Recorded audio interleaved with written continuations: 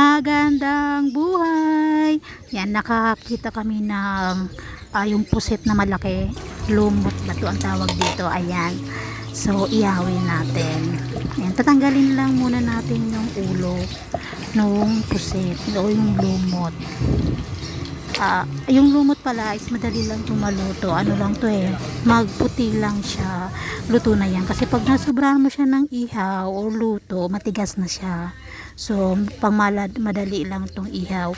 So, tinanggal ko yung ulo. Then, yung mga galamay niya, hiwain lang natin siya ng mga maliliit. Yan.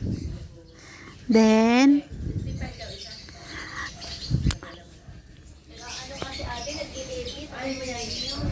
and then naghiwa na ako ng ginger, garlic, onion, tomato, salt, pepper. Then ihalo natin yung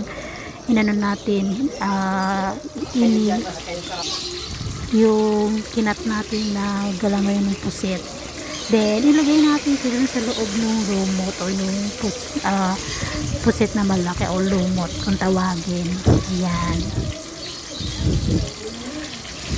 Basta madali lang siya maluto. Tapos binalatan ko pala yan kaya naging white na siya.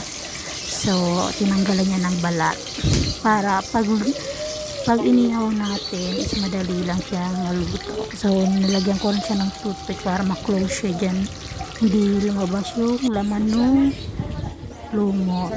So ihaw na natin. Ayan, madali lang yung ihawin. Ganyan, luto na. Yan lang. Thank you for watching.